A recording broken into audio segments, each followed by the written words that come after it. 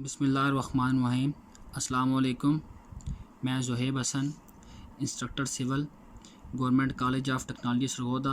आज का हमारा टॉपिक है design and drawing of RCC two way slab. A slab is a horizontal structure member whose transfer the self and upcoming weight to the underneath supports safely। Slab से मुराद एक ऐसा उफ़क़ी structure member है जो अपने वज़न को और अपने ऊपर आने वाले वज़न को महफूज तरीके से सहारों के ऊपर मुंतकिल कर देता है। ऐसे स्ट्रक्चर मेंबर को हम स्लैब कहते हैं। स्लैब के लिए जो सहारे हैं वो वाल्स भी हो सकती हैं, बीम भी हो सकते हैं और कॉलम भी हो सकते हैं। इसके अलावा स्लैब को हम इस तरीके से भी डिफ़ाइन कर सकते हैं कि फ्रेम स्ट्रक्चर बिल्डिंग में इस्तेमाल होने वाला एक ऐसा उफ़क़ी स्ट्रक्चर मेंबर जिसको हम फ्लोर्स के तौर पे और रूफ़ के तौर पे इस्तेमाल करते हैं, ऐसे स्ट्रक्चर मेंबर को हम स्लैब कहते हैं। स्पोर्ट्स के लिहाज से स्लैब की जो है वो दो इकसाम हैं, एज सपोर्टेड स्लैब और flat supported slab. Edge supported slab क्या होगी कि ऐसी स्लैब जो अपने वज़न को और अपने ऊपर आने वाले वज़न को डायरेक्ट कॉलम के ऊपर ट्रांसफ़र कर देती है। ऐसी स्लैब को हम एज सपोर्टेड स्लैब कहते हैं। जैसा कि ये आइसोमेट्रिक व्यू के अंदर नज़र आ रहा है कि स्लैब डायरेक्ट वज़न को कॉलम के ऊपर ट्रांसफ़र कर रही है, तो ऐसी स्लैब को हम फ्लैट सपोर्टेड स्लैब कहेंगे। जो दूसरी टाइप है स्लैब की सपोर्ट के लिहाज से वो है edge supported slab. Edge supported slab में क्या होता है कि स्लैब अपने वज़न को और अपने ऊपर आने वाले वज़न को डायरेक्ट कॉलम पे ट्रांसफ़र नहीं करती, बल्कि लोड को कॉलम पे या सपोर्ट पे ट्रांसफ़र करने के लिए उसको बीम्स की ज़रूरत होती है। तो स्लैब अपने वज़न को और अपने ऊपर आने वाले वज़न को बीम्स के थ्रू जो है वो सपोर्ट्स के ऊपर, कॉलम के ऊपर या वाल के ऊपर ट्रांसफ़र करती है। तो ऐसी स्लैब को हम फ्लैट्स जो एज सपोर्टेड स्लैब कहते हैं। इसके अलावा एंड कंडीशन के लिहाज से जो स्लैब है वो सिंपली सपोर्टेड भी हो सकती है, जिसमें क्या होता है कि स्लैब सिर्फ सपोर्ट के ऊपर रेस्ट कर रही है। जैसा कि लोड बेरिंग वॉल स्ट्रक्चर के अंदर स्लैब डिज़ाइन की जाती है कि स्लैब के नीचे दीवारें आती हैं, दीवार और स्लैब का आपस में कोई बाड़ नहीं होता। तो जो दूसरी इस एंड कंडीशन के लिहाज से स्लैब की टाइप है वो है कैंटिलीवर स्लैब। कैंटिलीवर स्लैब कैसी होगी कि एक साइड से वो फिक्स होगी, दूसरी साइड से वो फ्री होगी। तो इसको बालकनीज़ के अंदर, गैराजेस के अंदर और कार पार्किंग के लिए जो गैराज बनाया जाता है वहाँ पे इसको इस्तेमाल किया जाता है। इसके अलावा ब्रिजेस में जो कैंटिलीवर स्लैब इस्तेमाल होती है, और इसके अलावा जो सन शेड बनाए जाते हैं वो भी कैंटिलीवर जो है स्लैब की एक टाइप है। इसके अलावा एंड कंडीशन के लिहाज से स्लैब जो है ओवर हैंगिंग भी हो सकती है, सपोर्ट से वन साइडेड ओवर हैंगिंग भी हो सकती है और बोथ साइडेड या डबल साइडेड ओवर हैंगिंग भी हो सकती है।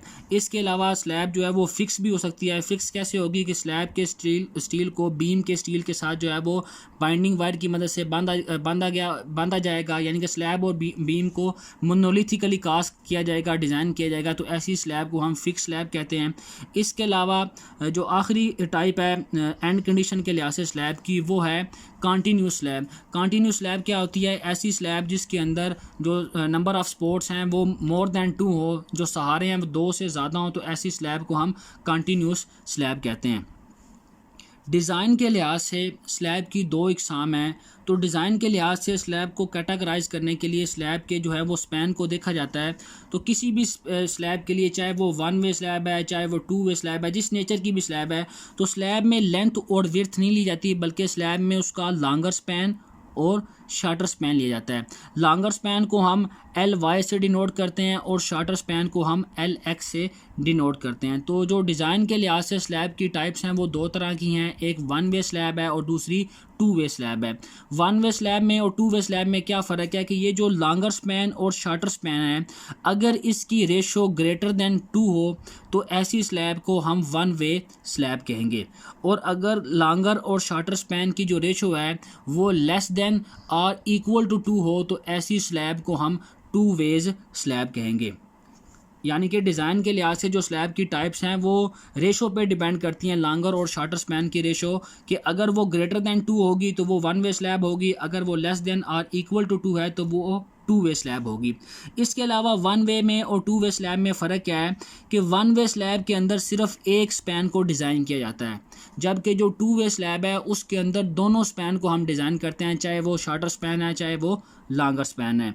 तो वन वे स्लैब में जो एक स्पैन डिज़ाइन होगा वो हमेशा हम शॉर्टर स्पैन को ही डिज़ाइन करते हैं। इसके पीछे लॉजिक क्या है कि शॉर्टर स्पैन पे डिज़ाइन करने से जो स्लैब की हाइट आती है वो कम होती है। स्लैब की हाइट कम होने की वजह से क्वांटिटी ऑफ स्टील भी कम होगी और क्वांटिटी ऑफ कंक्रीट भी कम होगी, और इस वजह से जो कास्ट है वो इकोनॉमिकल कंडीशन लिमिट्स के अंदर रहेगी। दूसरी वजह क्या है कि अगर हम शॉर्टर स्पैन की बजाय लॉन्गर स्पैन पे वन वे स्लैब को डिज़ाइन करते हैं तो उससे क्या होगा कि स्लैब का स्पैन ज़्यादा होने की वजह से उसमें डिफ्लेक्शन भी ज़्यादा आएगी, जबकि शॉर्टर स्पैन जो कम होने की वजह से उसमें डिफ्लेक्शन कम आएगी। इसके मुकाबले में जो टू वे स्लैब है इसमें दोनों स्पैन को डिज़ाइन किया जाता है, चाहे वो वन वे स्लैब है, चाहे वो शॉर्टर स्पैन है, चाहे वो लॉन्गर स्पैन है, दोनों स्पैन को ही टू वे स्लैब के अंदर डिज़ाइन किया जाता है। अब स्लैब के डिज़ाइन से क्या मुराद है कि स्लैब के डिज़ाइन से मुराद ये होता है कि हमने मेन बार किस स्पैन के पैरेलल डालनी है या किस स्पैन के अगेंस्ट डालनी है। वन वे स्लैब के अंदर मेन बार जो हैं वो शॉर्टर स्पैन के पैरेलल आती हैं, जबकि जो लॉन्गर स्पैन होगा इसके पैरेलल डिस्ट्रीब्यूशन बार आएंगी। तो वन वे स्लैब अगर सिंपली सपोर्टेड है तो उसमें जो मेन बार हैं शॉर्टर स्पैन के पैरेलल वो नीचे आएंगी, और जो एंकर बार हैं, डिस्ट्रीब्यूशन बार हैं, टेम्परेचर बार हैं वो मेन बार के ऊपर आएंगी। इसके मुकाबले में जो टू वे स्लैब है उसमें क्या होगा कि हमने दोनों स्पैन डिज़ाइन करने हैं, दोनों स्पैन के अंदर ही मेन बार आएंगी, तो शॉर्टर स्पैन के पैरेलल जो मेन बार आएंगी उनको हम कहेंगे कि ये मेन बार हैं with respect to X axis या with respect to X direction है। और इस तरह जो लॉन्गर स्पैन में मेन बार आएंगी उनको हम कहेंगे main bar with respect to longer span या with respect to Y direction. तो इस तरह दोनों स्पैन के अंदर मेन बार आती हैं। तो ये स्लैब का प्लान है जिसके अंदर रीइंफोर्समेंट की डिटेल दिखाई गई है कि जो टू वे स्लैब होगी इसके दोनों स्पैन के अंदर मेन बार आएंगी, एक्स डायरेक्शन के अंदर जो मेन बार आएंगी इन बार्स के दरमियान जो सेंटर टू सेंटर फासला होगा उसको कहेंगे spacing of main bar in X direction.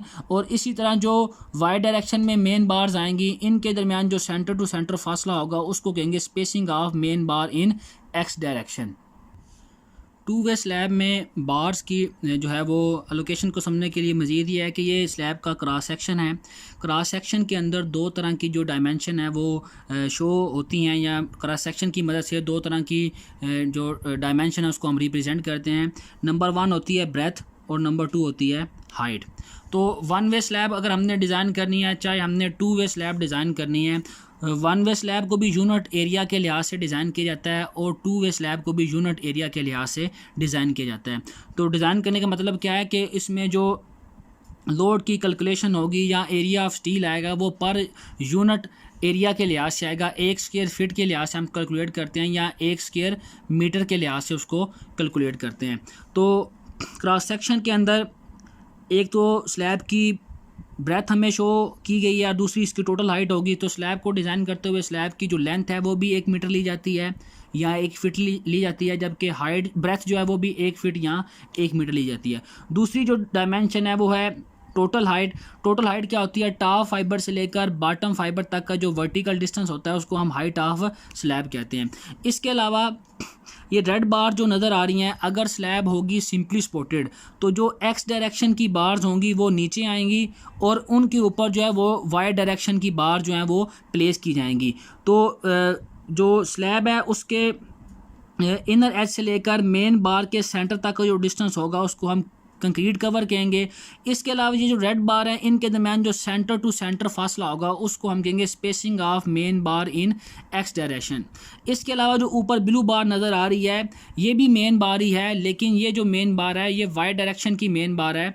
तो इनके बाद इन जो वाई डायरेक्शन की मेन बार्स हैं इनके दरमियान जो सेंटर टू सेंटर फासला होगा उसको हम कहेंगे spacing of main bar in Y direction. ये जो कि प्लान में हमें नज़र आ रहा है कि ये वाई डायरेक्शन की मेन बार है, इनके दरमियान जो डिस्टेंस होगा उसको हम कहेंगे spacing of main bar in Y direction.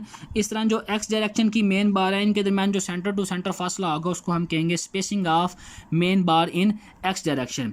इसके अलावा जो स्लैब में जो डेप्थ डिज़ाइन की जाती है जिसको हम इफेक्टिव डेप्थ कहते हैं, एक्स डायरेक्शन की मेन बार के सेंटर से लेकर टॉप फाइबर तक का जो डिस्टेंस होगा वर्टिकल, उसको हम डी एक्स से डिनोट करेंगे। डी एक्स का मतलब होगा effective depth in X direction या with respect to X direction. इस तरह जो डी वाई होगी ये क्या होगी, वाई डायरेक्शन की मेन बार के सेंटर से लेकर टॉप फाइबर तक का जो वर्टिकल डिस्टेंस होगा उसको हम डी वाई से डिनोट करेंगे, और इसका मतलब क्या होगा, effective depth with respect to Y direction. तो आज हमने टू वे स्लैब को डिज़ाइन करना है। तो टू वे स्लैब की जिस टाइप को हमने डिज़ाइन करना है वो सिंपली स्पोर्टेड होगी कि एक रूम के लिए हमने स्लैब डिज़ाइन करनी है जो कि टू वे स्लैब होगी। तो स्लैब को डिज़ाइन करने के लिए जो सबसे पहला डिज़ाइन प्रोसीजर में इसका स्टेप आएगा वो होगा इफ़ेक्टिव स्पैन कैलकुलेशन। जो स्लैब है उसके दो तरह के स्पैन होते हैं, एक क्लियर स्पैन होता है, दूसरा इफ़ेक्टिव स्पैन होता है। जो क्लियर स्पैन से मुराद है किसी भी रूम का जो इंटरनल साइज़ है। फॉर एग्ज़ाम्पल इस रूम की स्लैब को हमने डिज़ाइन करना है तो इसमें जो अंदरूनी जो साइज़ होगा, अंदरूनी जो लंबाई होगी, जो ज़्यादा है उसको हम क्लियर लॉन्गर स्पैन कहेंगे, जो कम है उसको हम क्लियर शॉर्टर स्पैन कहेंगे। तो हमने डिज़ाइन के लिए जो स्पैन कैलकुलेट करना होता है वो इफ़ेक्टिव स्पैन होता है। इफ़ेक्टिव स्पैन क्या होता है कि ये जो रूम साइज़ है इसकी स्लैब को हमने सपोर्ट करना है तो हम क्या करेंगे, स्लैब के वज़न को किसी सहारे के ऊपर मुंतकिल करेंगे। सहारा जो है वो बीम भी हो सकते हैं, कॉलम भी हो सकते हैं और दीवारें भी हो सकती हैं। फॉर एग्जांपल इस रूम्स की स्लैब को सपोर्ट करने के लिए हमने दोनों साइड पे जो है वो 9 इंच थिक जो है वो वाल प्लेस की है, वाल जो है वो सपोर्ट का काम कर रही है। तो इस स्लैब का जो हम इफ़ेक्टिव स्पैन कैसे निकालेंगे कि इफ़ेक्टिव स्पैन में हम क्या करेंगे, दोनों साइड से हाफ जो थिकनेस ऑफ वाल है या बेरिंग है उसको हम प्लस कर देंगे। तो इस तरह जो वाई डायरेक्शन में क्लियर स्पैन होगा उसको कैपिटल एल वाई से डिनोट करेंगे, और जो वाई डायरेक्शन में इफ़ेक्टिव स्पैन होगा उसको स्मॉल एल वाई से डिनोट करेंगे। इसका मतलब है इफ़ेक्टिव लॉन्गर स्पैन। और इसी तरह जो शॉर्टर स्पैन होगा इनर उसको कैपिटल एल एक्स से डिनोट करेंगे जिसका मतलब होगा क्लियर लॉन्गर स्पैन। और जो इफ़ेक्टिव स्पैन होगा इस साइड पे एक दीवार की जो सेंटर से लेकर, एक स्पोर्ट के सेंटर से लेकर दूसरी स्पोर्ट के सेंटर तक जो डिस्टेंस होगा इसको हम इफ़ेक्टिव शॉर्टर स्पैन कहेंगे और उसको स्मॉल एल एक्स से डिनोट करेंगे। तो इफ़ेक्टिव स्पैन पे हम क्यों डिज़ाइन करते हैं, इसकी वजह ये होती है कि इफ़ेक्टिव स्पैन तक ही यानी कि स्पोर्ट के सेंटर तक की लोड जो है वो डिस्ट्रीब्यूट होता है, ट्रांसफ़र होता है। तो इसलिए डिज़ाइन में हम बजाय क्लियर स्पैन लें, अगर क्लियर स्पैन लेंगे तो जो स्लैब है वो स्टेबल नहीं रहेगी, वो स्पोर्ट के ऊपर लोड को ट्रांसफ़र नहीं कर सकेगी। तो इसलिए हम क्या करते हैं कि इफ़ेक्टिव स्पैन तक ही, इफ़ेक्टिव स्पैन को ही डिज़ाइन में कंसिडर करते हैं। तो अगर हमने इफ़ेक्टिव लॉन्गर स्पैन कैलकुलेट करना है वो कैसे कैलकुलेट करेंगे कि हाफ साइड की जो बेरिंग है, थिकनेस ऑफ हाफ वाल है वो एक तरफ से प्लस करेंगे, थिकनेस ऑफ हाफ वाल जो है वो दूसरी तरफ से प्लस करेंगे। तो यहाँ हमारे पास इफ़ेक्टिव लॉन्गर स्पैन आ जाएगा। इसी तरह अगर हमने इफ़ेक्टिव शॉर्टर स्पैन निकालना है तो उसके लिए क्या करेंगे, हाफ थिकनेस ऑफ वाल एक तरफ से प्लस करेंगे और हाफ थिकनेस ऑफ वाल दूसरी तरफ से प्लस करेंगे, तो हमारे पास जो है वो इफ़ेक्टिव शॉर्टर स्पैन आ जाएगा।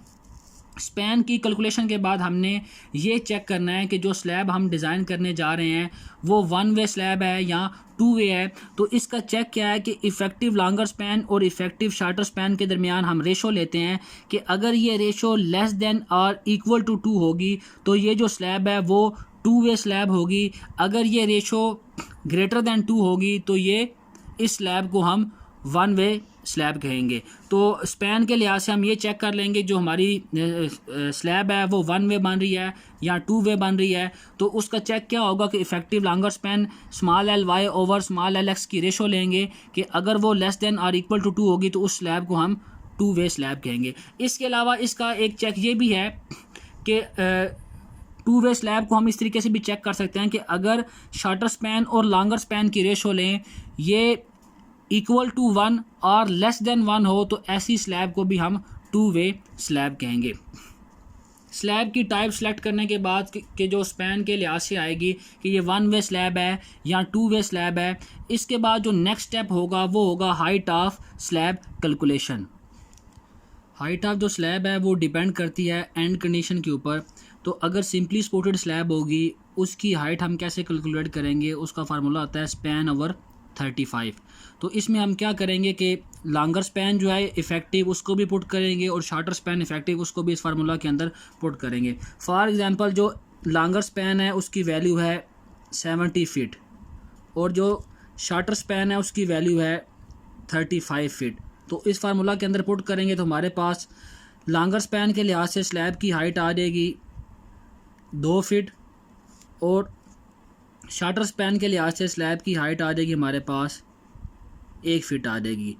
तो इन दोनों में से जो लीस्ट वैल्यू होगी उसको हम जो है वो डिज़ाइन के अंदर कंसिडर कर लेंगे।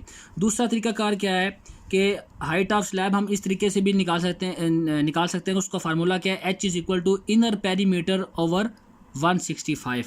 अब इनर पेरीमीटर से मुराद क्या है कि अगर आप ये स्लैब का जो प्लान है उसको देखते हैं तो ये जो क्लियर स्पैन है, क्लियर लॉन्गर स्पैन और क्लियर शार्टर स्पैन, अगर हम जो है दोनों क्लियर लॉन्गर स्पैन और दोनों क्लियर शार्टर स्पैन को ऐड कर लेंगे तो ये हमारे पास जो है वो स्लैब का इनर पेरीमीटर आ जाएगा। तो इनर पेरीमीटर हम कैसे कैलकुलेट कर सकते हैं कि ये बराबर होगा 2LY plus LX 2 into LY plus LX से हम जो है वो इनर पेरीमीटर निकाल सकते हैं।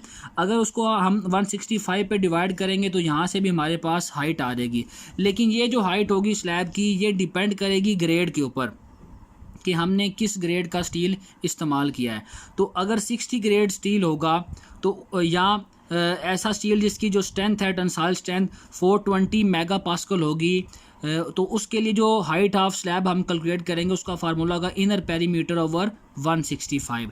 अब जो 60 ग्रेड है या डिफरेंट ग्रेड होते हैं स्टील के, इससे मुराद क्या है, नॉर्मली जो है वो 4 तरह के ग्रेड स्टील के इस्तेमाल किए जाते हैं। 40 ग्रेड है, 60 ग्रेड है, 75 ग्रेड है और 90 ग्रेड है। तो 60 ग्रेड स्टील से मुराद क्या है कि ऐसा स्टील जिसकी टेंसाइल के अंदर या टेंशन के अंदर या टेंसाइल स्ट्रेंथ जो है वो 60,000 PSI हो, तो ऐसे स्टील को हम 60 ग्रेड स्टील कहेंगे। और 40 ग्रेड से मुराद क्या होगा, ऐसा स्टील जिसकी टेंसाइल में जो स्ट्रेंथ है वो 40,000 पाउंड पर स्क्वायर इंच हो, तो ऐसे स्टील को हम 40 ग्रेड स्टील कहेंगे। तो अगर हमने 60 ग्रेड स्टील इस्तेमाल करना है उसकी हाइट हम कैसे कैलकुलेट करेंगे, इनर पेरीमीटर ओवर 165। और अगर हमने 40 ग्रेड स्टील इस्तेमाल करना है या जिसकी स्ट्रेंथ जो है वो 300 मेगा पास्कल होती है, तो उसकी जो हम हाइट कैसे कैलकुलेट करेंगे, इनर पेरीमीटर ओवर 180। और जो इनर पेरीमीटर होगा उसको भी हम ऐसे ही कैलकुलेट करेंगे 2 इंटू LY प्लस LX। इसके अलावा अगर सिस्टम इंटरनेशनल में हम न्यूमेरिकल सॉल्व कर रहे हैं कि अगर हमने जो कैलकुलेशन करनी है वो सिस्टम इंटरनेशनल के अंदर है, तो उसके मुताबिक जो हाइट ऑफ स्लैब है उसको निकालने का एज़ पर ACI कोड एक फार्मूला ये भी है कि LN into 0.8 plus FY over 1400 over 36 M plus 9। तो इसमें जो LN है, LN से मुराद है क्लियर स्पैन, क्लियर लॉन्गर भी होगा और क्लियर शार्टर भी होगा। दोनों के लिए आप अलग अलग हाइट जो है वो कैलकुलेट करेंगे और उसमें से जो लीस्ट वैल्यू आएगी उसको आप सेलेक्ट कर लेंगे। Plus FY over 1400। FY से मुराद है यील्ड स्ट्रेसिस ऑफ स्टील जो कि ग्रेड पे डिपेंड करती है। 40 ग्रेड है तो 40,000 PSI होगी, 60 ग्रेड है तो 60,000 PSI होगी, ओवर 36 M। M से मुराद क्या है, ये एक रेशो है जो शार्टर टू लॉन्गर स्पैन के दरमियान होती है कि LX ओवर LY से जो वैल्यू आएगी उसको हम M से डिनोट करते हैं। इस फार्मूला के अंदर ये सारी वैल्यूज़ पुट करेंगे, यहाँ से हमारे पास जो हाइट ऑफ स्लैब आ जाएगी। तो किसी भी कंडीशन में किसी भी फार्मूले से हम हाइट ऑफ स्लैब जो कैलकुलेट करें वो नॉट लेस दैन जो है वो 90 मिलीमीटर होनी चाहिए। 90 मिलीमीटर से स्लैब की हाइट किसी भी स्ट्रक्चर के लिए जो मिनिमम उसकी लिमिट है वो 90 मिलीमीटर से स्लैब की हाइट जो है वो कम नहीं होनी चाहिए। टोटल हाइट कैलकुलेट करने के बाद हम क्या कैलकुलेट करेंगे, इफेक्टिव डेप्थ निकालेंगे। तो इसमें क्या होगा कि ये 2 वे स्लैब है, दोनों जो है स्पैन के अंदर मेन बार आएंगी, तो इसके लिए जो इफेक्टिव डेप्थ होगी वो भी दोनों स्पैन के लिए अलग अलग हम कैलकुलेट करेंगे। नंबर 1 आएगी effective depth for X direction. इसमें क्या होगा कि अगर सिंपली सपोर्टेड स्लैब है तो मेन बार नीचे आएंगी, तो मेन बार के सेंटर से लेकर टॉप फाइबर तक का जो डिस्टेंस होगा उसको हम DX से डिनोट करेंगे। और DX से मुराद क्या होगा, effective depth with respect to X direction.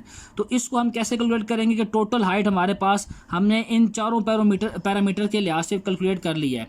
तो इसमें अगर हमने इफेक्टिव डेप्थ निकालनी है तो क्या करेंगे, मेन बार के सेंटर से लेकर बॉटम फाइबर तक का ये जो डिस्टेंस है इसको हम कंक्रीट कवर कहते हैं।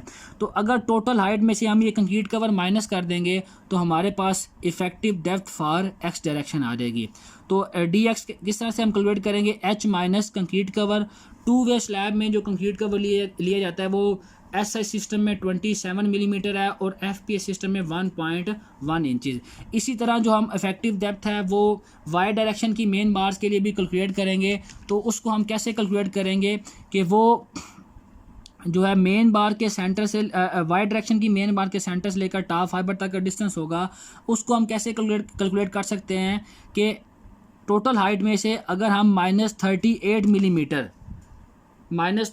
मिलीमीटर या 1.5 इंचज़ माइनस कर देंगे तो यहाँ से हमारे पास जो इफ़ेक्टिव डेप्थ है वो वाई डायरेक्शन के हिसाब से हम उसको कैलकुलेट कर लेंगे।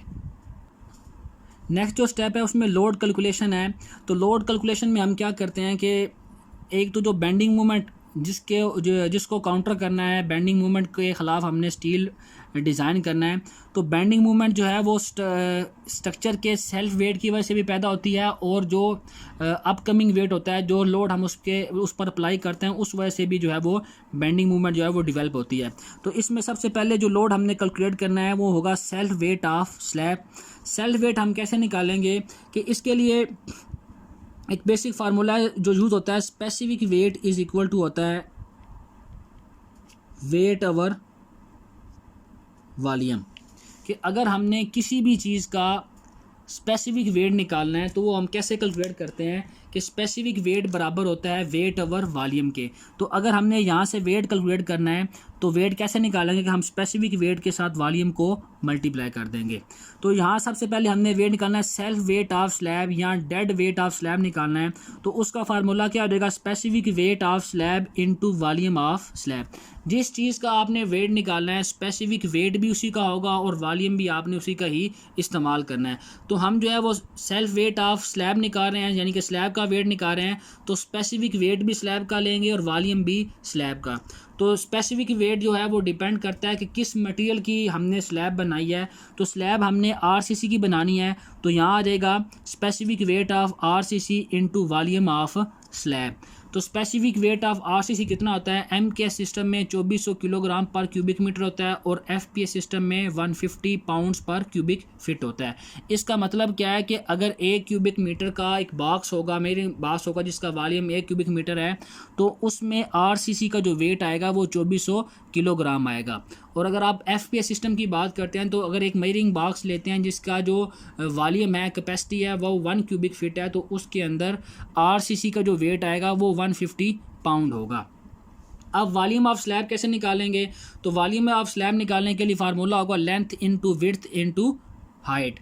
तो स्लैब को हम यूनिट एरिया के लिहाज से डिज़ाइन करते हैं। लेंथ भी जो है वो 1 फीट या 1 मीटर लेते हैं और ब्रेथ भी जो है वो हम 1 फीट या 1 मीटर लेते हैं। अब हाइट हम कहाँ से लेंगे, ये जो हमने हाइट ऊपर निकाली है इन 4 पैरामीटर के लिहाज से, इनमें से जो लीस्ट वैल्यू आएगी उसको हम सिलेक्ट कर लेंगे और इस फार्मूला के अंदर पुट करेंगे। यहाँ से हमारे पास वॉल्यूम ऑफ स्लैब आ जाएगा। वॉल्यूम ऑफ स्लैब को स्पेसिफिक वेट ऑफ आरसीसी से मल्टीप्लाई करेंगे तो हमारे पास सेल्फ वेट ऑफ स्लैब आ जाएगा। इसके अलावा जो है स्लैब को जब डिज़ाइन किया जाता है तो स्लैब के ऊपर आने वाले बाकी जो दीगर लोड्स होते हैं उनको भी डिज़ाइन में कंसिडर करते हैं, जैसा कि अर्थ फिलिंग का लोड है स्लैब को हीट इंसुलेशन बनाने के लिए। तो हम क्या करते हैं, स्लैब की अपर साइड पे हम जो है तकरीबन 4 इंच की मोटाई में जो है वो अर्थ फिलिंग करते हैं। तो उसका भी वेट हम इसी तरह निकालेंगे, specific weight of earth fill into volume of earth filling. तो वॉल्यूम कैसे निकालेंगे, लेंथ विड्थ और हाइट। लेंथ उसकी भी 1 फीट या 1 मीटर होगी, ब्रेथ भी 1 फीट या 1 मीटर होगी और हाइट कितनी लेते हैं, अर्थ फिलिंग की हाइट तकरीबन 4 इंच ली जाती है। और स्पेसिफिक वेट ऑफ जो अर्थ है अर्थ फिलिंग का वो तकरीबन 110 पाउंड पर क्यूबिक फीट जो है वो डिज़ाइन में लिया जाता है। इसके अलावा अर्थ फिलिंग के अलावा हम क्या करते हैं, उसके ऊपर जो है टाइलिंग भी लगाते हैं, टाइल फ्लोर भी बनाते हैं। तो उसका वेट भी हम कैसे कैलकुलेट करेंगे कि weight of tile floor is equal to होगा specific weight of tile into volume of tile. तो वॉल्यूम ऑफ टाइल कैसे निकलेगा, लेंथ विड्थ और हाइट। लेंथ कितनी लेंगे टाइल फ्लोरिंग का, वॉल्यूम कैसे निकलेगा, length width into height. Length 1 feet या 1 मीटर लेंगे, ब्रेथ भी हम 1 फीट या 1 मीटर लेंगे, और हाइट कितनी लेंगे कि हम एक टाइल की जो हाइट है वो मेजर कर लेंगे, वो तकरीबन जो है वो 1.5 इंचज़ के बराबर होती है। तो यहाँ से हम वॉल्यूम उसका निकाल लेंगे। वॉल्यूम को हम specific weight of tile floor से मल्टीप्लाई करेंगे तो हमारे पास जो है वो वेट ऑफ टाइल फ्लोर आ जाएगा। तो ये भी जो है वो डेड लोड होंगे, इन डेड लोड को हम सेल्फ वेट ऑफ स्लैब के अंदर ऐड कर देंगे, तो यहाँ से हमारे पास टोटल डेड लोड आ जाएगा। इसके अलावा भी अगर स्लैब के ऊपर हमने कोई परमानेंट तौर पे कोई मशीनरी फिक्स की हुई है, तो या कोई भी ऐसी चीज़ें हैं जो परमानेंट तौर पे फिक्स की गई हैं, तो उनका जो वेट होगा वो डेड लोड होगा। उनको भी हम इसी तरीके से specific weight into weight over volume के फार्मूला से कैलकुलेट कर लेंगे, और उसको हम टोटल जो डेड लोड है हम सबको हम जो है वो प्लस कर लेंगे। इसके अलावा जो डिज़ाइन में लोड लिया जाएगा वो लाइव लोड होगा। लाइव लोड है वो डिपेंड करेगा on the nature of building, कि जो बिल्डिंग हम डिज़ाइन करने जा रहे हैं उसकी नेचर कैसी है। रेजिडेंशियल बिल्डिंग है, ऑफिस बिल्डिंग है, शॉप है, मॉस्क है, या स्कूल बिल्डिंग है, कॉलेज बिल्डिंग है, या कोई वेयर हाउसेज है। तो जो रेजिडेंशियल बिल्डिंग होगी उसके लिए लाइव लोड की वैल्यू 30 to 40 पाउंड पर स्क्वायर फीट ली जाती है। अगर सिंगल ऑक्यूपेंसी है तो उसके लिए 30 पाउंड पर स्क्वायर फीट, अगर डबल ऑक्यूपेंसी है तो उसके लिए 40 पाउंड पर स्क्वायर फीट ली जाती है।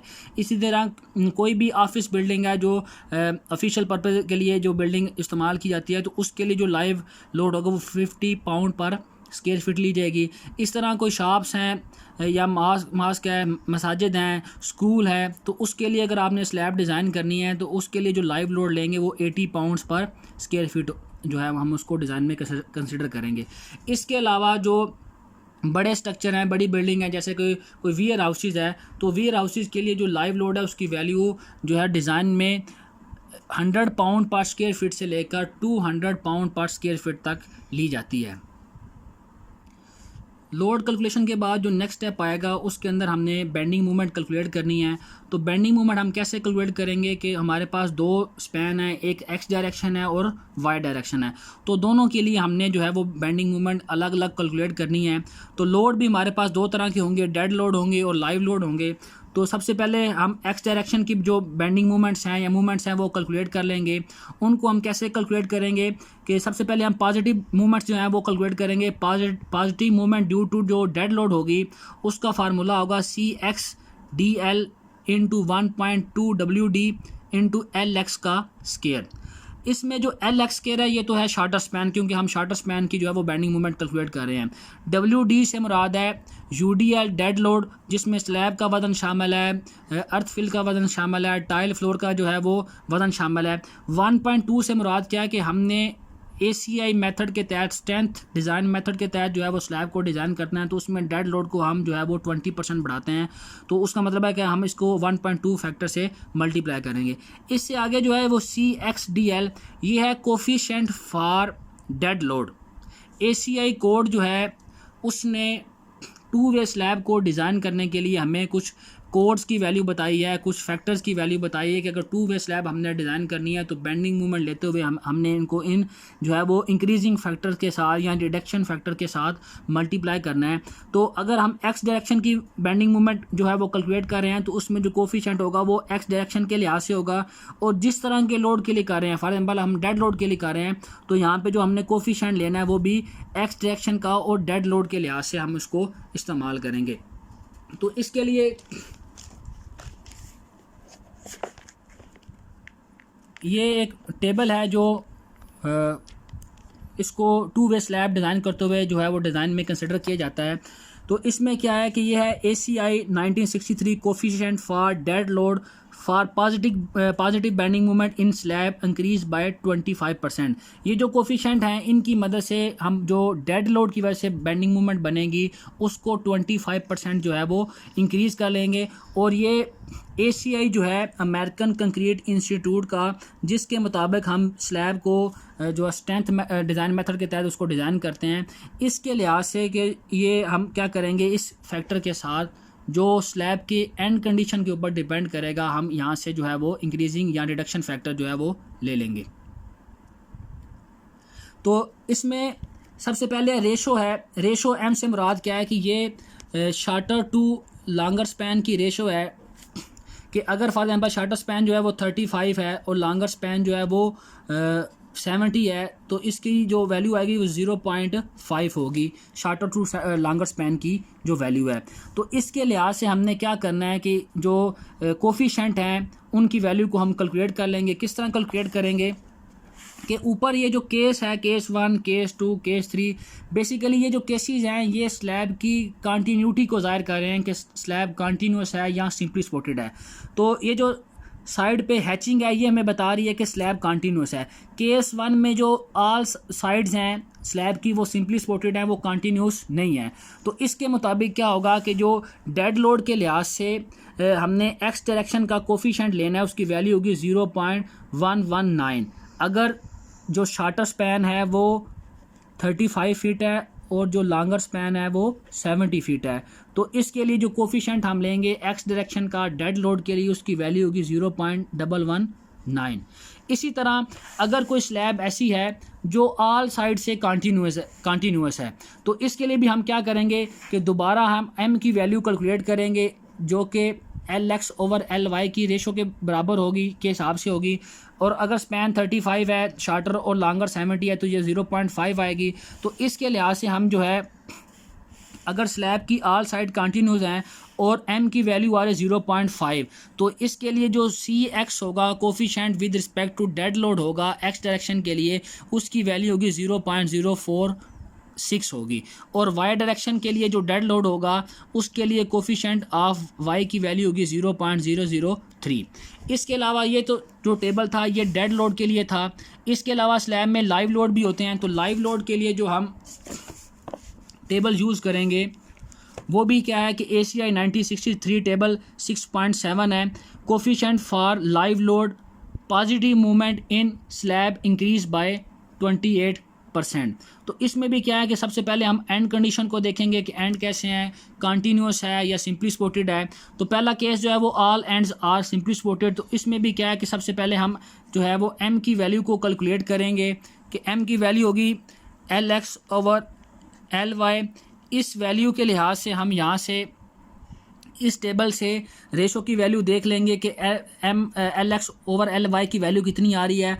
और स्लैब की जो एंड कंडीशन है, ऑल साइड जो है वो कंटिन्यूस है, ऑल साइड सिंपली सपोर्टेड है, या शार्टर स्पैन जो है वो कंटिन्यूस है, या एक शार्टर और एक लॉन्गर स्पैन कंटिन्यूस है, या बोथ जो लॉन्गर स्पैन है वो कंटिन्यूस है। तो इसके लिहाज से हम क्या करेंगे, यहाँ से जो लाइव लोड होगा उसके लिए एक्स डायरेक्शन के लिहाज से भी हम जो है वो कोफिशिएंट ऑफ लाइव लोड या जो है इंक्रीजिंग फैक्टर की वैल्यू ले लेंगे, और वाई डायरेक्शन के लिहाज से भी हम उसकी वैल्यू को सिलेक्ट कर लेंगे। ये डिपेंड करता है कि स्लैब की जो लॉन्गर टू शार्टर स्पैन की रेशो कितनी है, और दूसरा ये डिपेंड करता है कि स्लैब की एंड जो है वो कंडीशन कैसी है, सिंपली सपोर्टेड है या कंटिन्यूस है।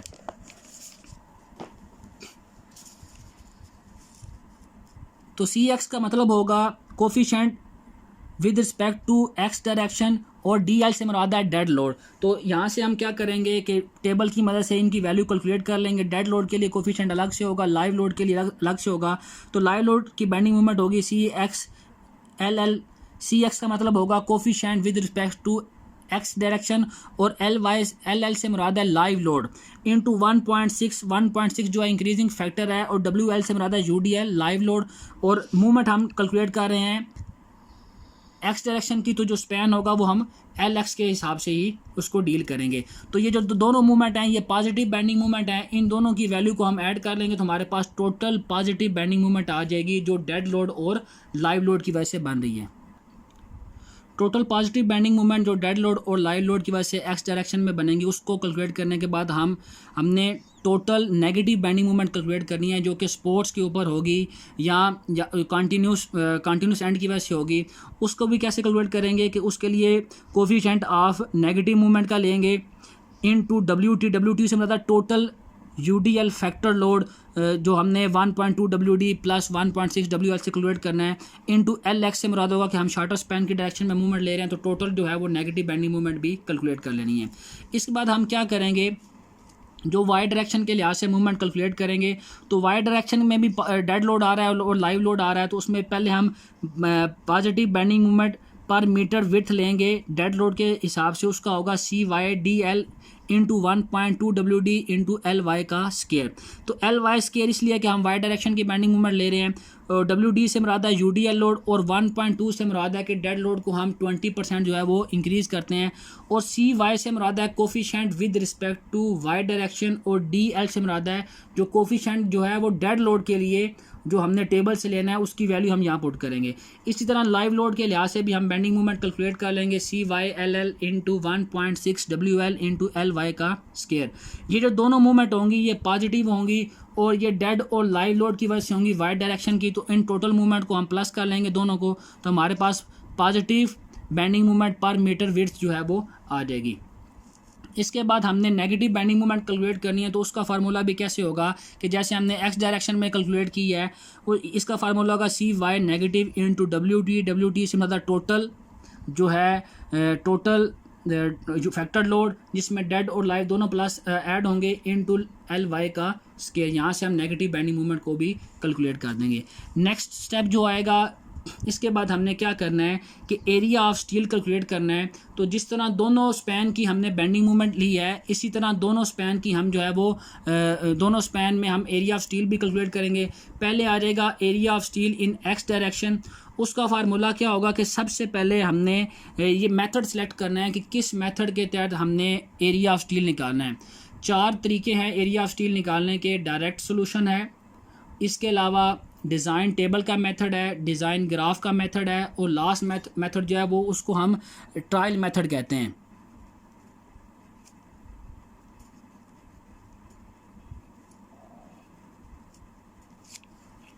तो हमने जो एरिया ऑफ स्टील निकालना है वो ट्रायल मेथड के हिसाब से निकालना है। तो ट्रायल मेथड में सबसे पहला जो चीज़ हम कैलकुलेट करते हैं वो होती है depth of stress block. Stress block क्या होता है कि कंप्रेशन जोन में स्ट्रेसिस की डिस्ट्रीब्यूशन जिस तरीके से होती है, टॉप फाइबर से लेकर न्यूट्रल एक्सिस के करीब होने तक वो जो स्ट्रेसिस हैं वो एक जैसी रहती हैं। उस ब्लॉक की जो हाइट होती है उसको हम डेप्थ ऑफ स्ट्रेस ब्लॉक कहते हैं। तो डेप्थ ऑफ स्ट्रेस ब्लॉक जितनी 1 वे स्लैब में इसका फार्मूला है वही फार्मूला हमने जो है वो 2 वे स्लैब में भी इस्तेमाल करना है। लेकिन क्या होगा कि जो 2 वे स्लैब है इसकी जो डेप्थ है एक्स डायरेक्शन के लिए डेप्थ अलग से है और वाई डायरेक्शन के लिए डेप्थ उसकी अलग से है। जो एक्स डायरेक्शन की होगी उसको DX से डिनोट करेंगे और वाई डायरेक्शन की DY से। तो हमने जब डेप्थ ऑफ स्ट्रेस ब्लॉक निकालनी है एक्स डायरेक्शन के लिए, तो डेप्थ ऑफ स्ट्रेस ब्लॉक का फार्मूला पहले ट्रायल में हम अज्यूम करेंगे कि D/5 टू लेकर DX/6 तक लेना है। इसके बाद हमने area of steel X direction में निकालना है, उसका फार्मूला होगा total positive movement in X direction जो कि हमने ऊपर कैलकुलेट की है, M positive per metre width is equal to M positive dead load plus M positive live load.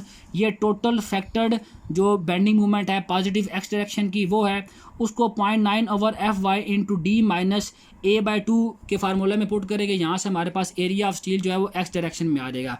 ये जो मेथड है ये ट्रायल मेथड है, इसमें हमने A और एरिया ऑफ स्टील की वैल्यू को जो है वो 3 बार रिपीट करना है। इसके बाद हम दोबारा डेप्थ ऑफ स्ट्रेस ब्लॉक निकालेंगे, तो उसका फार्मूला होगा area of steel X direction into FY/0.85 FC prime into B।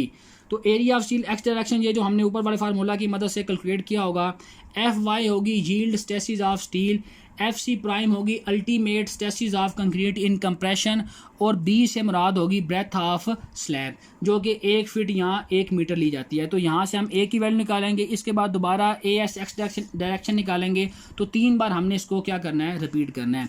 इसके बाद हम क्या करेंगे वाई डायरेक्शन के लिए भी एरिया ऑफ स्टील निकालेंगे, तो इसका फार्मूला क्या होगा depth of stress block is equal to X direction के लिए क्या था DX/5 टू DX/6। तो वाई डायरेक्शन के लिए हम कैसे निकालेंगे depth of stress block is equal to होगा DY/5 टू DY/6।